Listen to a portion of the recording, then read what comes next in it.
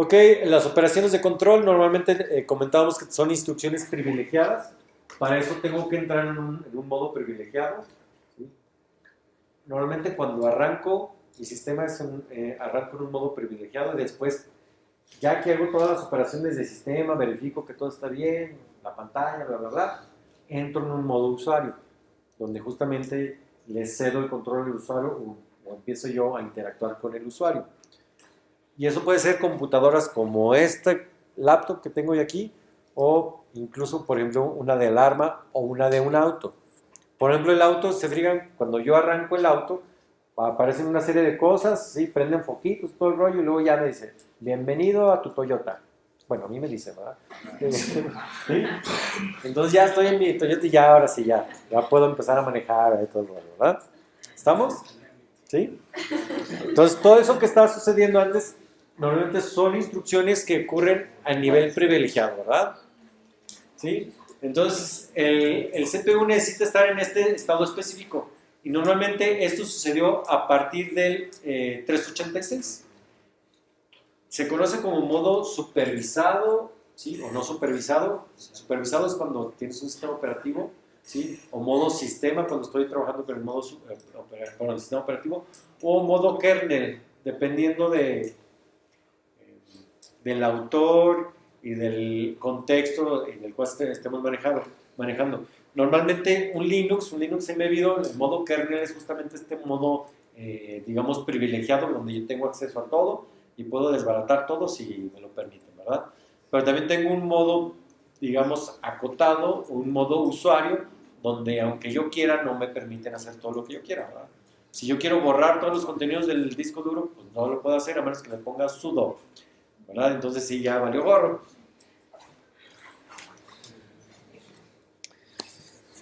Lo que comentábamos de la transferencia del control, que es justamente, dice, incrementa y brinca si es 0, que es el ISZ, ¿verdad? ¿Sí? Es decir, incrementa el registro y brinca si al momento de incrementar ese registro le dimos la vuelta y llegó a 0, ¿verdad? ¿Sí? Entonces ya llegamos a 0, haz otra cosa, ¿no? Y bueno, los branch o las ramificaciones por instrucciones, ¿verdad? El call y el return. Entonces, bueno, ¿cómo funciona mi instrucción de branch o de brinco, de ramificación? ¿Sí? Vean que del lado izquierdo yo lo que tengo son las direcciones de memoria y del lado derecho son mis instrucciones. ¿Sí? Entonces yo voy a todo dar haciendo por ejemplo, mi resta, que es resta x menos y. Y después me dicen, brinca, ¿sí? Si se levantó la bandera de 0, que por eso tiene la Z viene de 0 en inglés, ¿sí? Vas dice, brinca, ¿dónde estamos? Si brinca a la 211, ¿sí? Sí, dio 0, ¿verdad? Entonces vamos a brincar a la 211, ¿sí? Si eso ocurre, ¿verdad? Y vean que la BR202 es un brinco incondicional. Cada que lleguemos ahí nos regresamos a la 202. ¿Sí? Tengo aquí otro brinco condicional, donde me dice, a ver, ese no me acuerdo exactamente qué es. Sí, pero creo que no me acuerdo exactamente cuál es la operación que hace, pero voy a inventarme, ¿eh? Vamos a suponer que ese R1 y R2 los voy a restar y si el resultado sale 235, entonces brincas. ¿Sí? Eso puede ser algo como eso. Ahorita no me acuerdo exactamente. Okay. Por eso es que si está comparando R1 y R2, si ambos son iguales, entonces ya que a la 235. Ok. Me suena lógico. Pero luego puedo tener llamadas a procedimiento anidadas. ¿Sí? Vean que, bueno, ahí tengo yo, digamos, un código con direcciones de memoria del lado izquierdo y acá tengo más o menos cómo sería la ejecución, cómo serían todas las posibles ramificaciones que pudiera generar ese código. Entonces vean que yo voy ejecutando y luego llego a ese que dice calpros 1, que es a ejecutar el procedimiento 1 y ese procedimiento 1 está, digamos, en la 4500, ¿no? Como que por ahí. ya él empieza a ejecutar, luego encuentra, llama al procedimiento 2, se brinca ya, realiza el procedimiento 2, regresa, ¿sí? Vean la flechita que regresa y vuelve a ejecutar hasta el procedimiento, lo vuelven a llamar otra vez al procedimiento 2, vuelve acá abajo, lo ejecuta y regresa, y así hasta que encuentra el return y regresa otra vez a donde llamaron, con el programa principal donde llamaron el procedimiento 1. ¿Sí? Entonces, cuando ustedes tienen en su programa de C, tienen el print, el scanf, ¿qué más tienen? El get, ¿qué más tienen? Las funciones clásicas, ¿verdad? ¿Sí? Todas esas funciones son justamente estas llamadas a procedimientos que están en otra parte de la memoria. ¿Sí? Y siempre que me mandan llamar, pues voy a esa parte de la memoria, ejecuto ese programa y regreso a donde me habían llamado, ¿verdad? ¿Sí? Es por eso que normalmente cuando yo utilizo una librería o una biblioteca de funciones, ¿sí? Esas se declaran aparte y es porque justamente lo que voy a poner yo en mi programa es brinca a esa localidad de memoria donde está esa función. Cuando yo no encuentro la función, ¿sí? Y yo compilo y todo me sale bien, pero al momento de querer hacer el ejecutable, me marca errores y me dice, no encontré esta función. Es porque el programita que se encarga de juntar tanto el programa principal con las bibliotecas, dice, no encontré a dónde brincar. ¿Sí? Ese brinco, no encontré la dirección de memoria. ¿Cómo quieres que haga este brinco si no está? ¿Sí? No sé ni qué poner. ¿Estamos? Normalmente eso es lo que llamamos que las dependencias o las bibliotecas que no se encuentran y pues ya no corren nuestro programa, ¿verdad? ¿Sí? ¿Les ha pasado? Sí, a todos, ¿verdad? Alguna vez, por lo menos en la vida. ¿Sí? ¿Cómo se utiliza el stack? Este stack, normalmente recuerden que yo lo utilizo el stack para saber cuando a mí ahora sí que imagínense que yo soy el flujo del programa, ¿sí? Me voy ejecutando de uno por uno, de repente me encuentran con que, ya no sigue la butaca 6, ahora sigue la butaca de allá, entonces me voy para allá. Y cuando dicen, ya terminaste, ya regresa. ¿Y a dónde regresa? ¿A qué butaca iba? ¿Sí? Para eso utilizo el stack. ¿Sí? Inicialmente el stack está, digamos, vacío, y voy en la 4101 y me mandan a freír espárragos, entonces anoto, iba en la 4101, ¿verdad? ¿Estoy? ¿Sí? Y eso cuando me mandan llamar en el procedimiento 1. Cuando encuentro el procedimiento 2, híjole, pues ahora iba en la 4601, entonces anoto el 4601, ¿verdad? Ya terminé el procedimiento 2, ¿a dónde regreso? A la 4601 y saco lo que hay arriba del stack, ¿sí? La parte de arriba, ¿sí? Por eso se conoce como una pila o un stack, porque normalmente sacan lo que está arriba, ¿sí? Cuando algo está apilado, pues es muy difícil sacarlo de abajo, ¿verdad? Porque está por el peso de lo de arriba. Entonces saco lo de arriba, ¿sí? Regreso y ejecuto justamente el procedimiento 1 otra vez. Y cuando termino, es decir, encuentro un return, ¿sí? Ya terminaste esa función, regresa. Entonces digo, me voy en el 4001 y ya regreso acá, ¿verdad?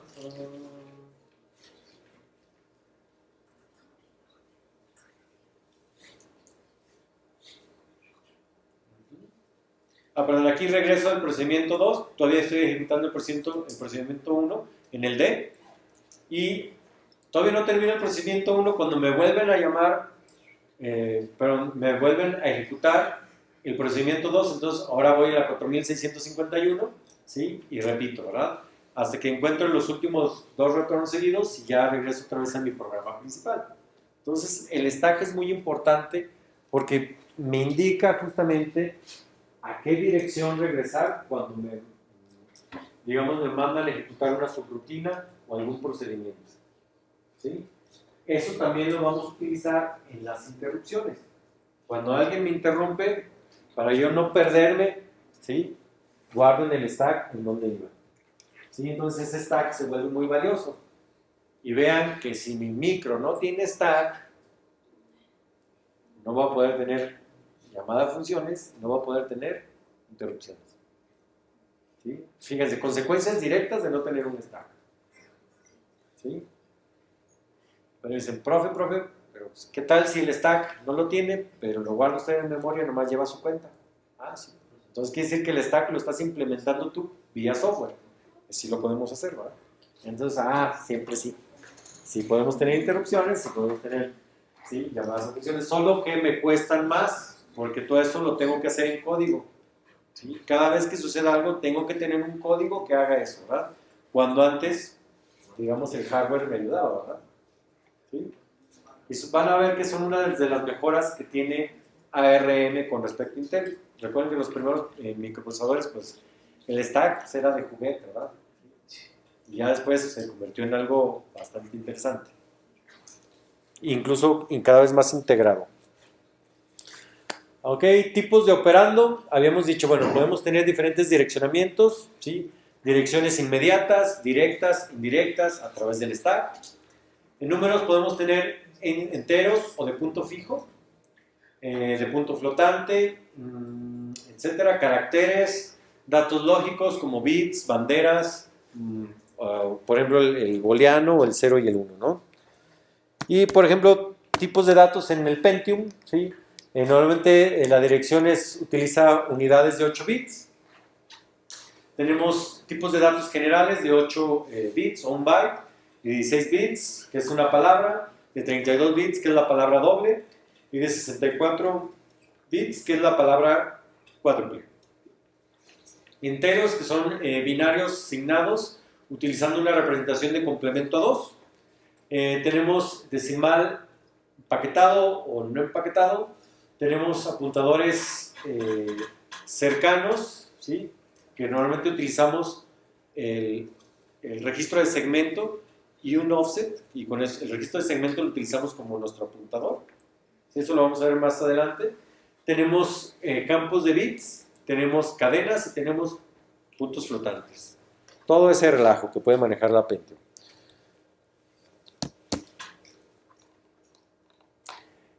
Los formatos de instrucciones pueden ser, digamos, conjuntos de bits en una sola instrucción que puede incluir el código de operando, que puede incluir el código de operación, que puede incluir los operandos ya sea de manera implícita o explícita. ¿Sí? Por ejemplo, puede haber una suma que sea suma al acumulador o suma al registro 0. Entonces, el mismo nombre lleva justamente dónde vas a guardar el resultado, ¿no? Eso se conoce como un direccionamiento implícito, ¿verdad? Cuando yo digo no, a ver, suma R0, R1, R2, le estoy diciendo que en R0 va a ser el destino, ¿verdad? Y eso es explícito porque lo estoy poniendo de manera explícita ahí. Y bueno, dice que normalmente tenemos varios formatos de instrucciones, no uno solo. En el micro que vamos a hacer nosotros va a ser uno solo, para no complicarnos la existencia. La longitud de las instrucciones, bueno, esto afecta y es afectado por el tamaño de la memoria, la organización de la memoria, los direccionamientos, la estructura de bus, el ancho de bus, la complejidad del CPU y la velocidad del CPU. Siempre andamos buscando un trade-off entre estas cosas, que es el repertorio de instrucciones y ahorrar espacio en memoria, ¿sí? Está muy padre tener, digamos, pues, unas instrucciones de 16 bits o 32 bits, que ahí sea claramente cómo está organizado todo, del mismo tamaño, está todo dar. El problema es de que pues, cada instrucción me ocupa 2 bytes. Entonces, así sea, nada más incrementa el valor del registro, pues 2 bytes. ¿Sí? Entonces, oye, eso no lo podemos hacer en 8 bits. Probablemente sí, pero pues, como las instrucciones son de tamaño fijo, tejones porque no hay letras, ¿verdad? Entonces, todos parejitos. ¿Sí? ¿Cómo asigno los bits? Bueno, el número de modos de direccionamiento, ya sea implícito o utilizando bits adicionales que me especifiquen en dónde lo voy a direccionar, el número de operandos. Si voy a utilizar registros es más rápido, pero está limitado en tamaño y en número, ¿verdad? Normalmente nada más tenemos 32 registros en ARM. Y en la memoria, pues podemos tener lo que sea, ¿verdad? El número de conjuntos de registros, que pueden ser registros especiales o registros de dirección o registros de datos, como habíamos mencionado la arquitectura de Intel tenemos A, B, C y D, son normalmente de datos, se puede guardar cualquier cosa, y luego ya tengo los CS, el ES, que son los de segmento, ¿verdad? Que ahí no guardo datos, ¿sí? Guardo normalmente direcciones. Ajá. Ok, bueno. Más direcciones, más complejo, tal vez más poderoso, no sé. Tengo más registros, las operaciones entre registros son más rápidos, ¿sí? Eso me puede acelerar algunas cosas. Y puedo tener menos instrucciones por programa. Si tengo menos direcciones, son menos complejo, pero puedo tener más instrucciones por programa, ¿sí? Más movimiento de datos, pero puedo tener instrucciones con un periodo de ejecución y fetch mucho más rápido, ¿sí? Y aquí, bueno, tenemos un ejemplo. Yo quiero hacer esa operación. ¿Sí es esta? Sí. Entonces, ese es, por ejemplo, cómo lo podría hacer utilizando 3 direcciones. Si vean que utilizo 1, 2, 3, 4 instrucciones. Y aquí cuando tengo 2 direcciones, utilizo 1, 2, 3, 4, 5, 6 instrucciones. ¿Sí? Entonces, por un lado, a lo mejor tengo más registros, ¿sí? Me queda más compacto, pero en el otro lado, pues, a lo mejor las operaciones son más complicadas, ¿verdad? ¿Sí? O por ejemplo, una sola dirección, donde la otra es implícita. ¿Sí? Normalmente utilizo un acumulador. Eso también lo vimos cuando vimos la parte de los diferentes tipos de instrucciones, perdón, de set de instrucciones, ¿verdad? Los que utilizan acumulador, todas las operaciones van sobre el acumulador. Y esta sería una manera de hacerlo, pero vean que también salen más, ¿verdad? 0 direcciones sería utilizar el stack, que también ya lo vimos, ¿no? Era stack, era acumuladores, la parte de memoria y la parte de registros, ¿sí? Ok, ¿hasta aquí alguna duda, pregunta? ¿No? Ok, vamos a tomar un break.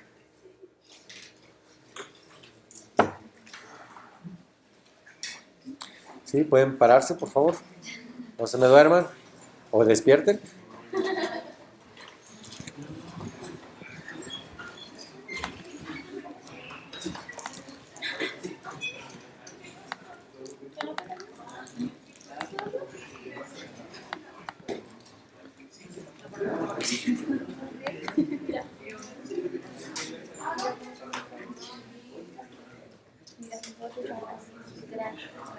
No, mira.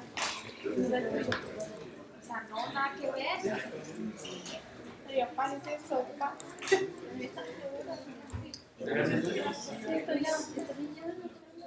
Y se quiebra. Aquí cortamos. Nos cortamos.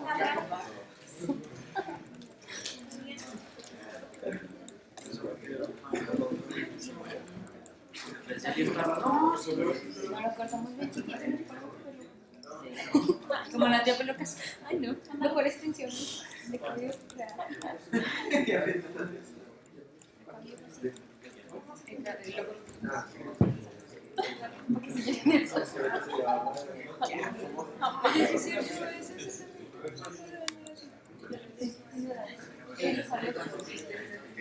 ¿Por qué? Y cuando son de cabello, las mías se escucharon.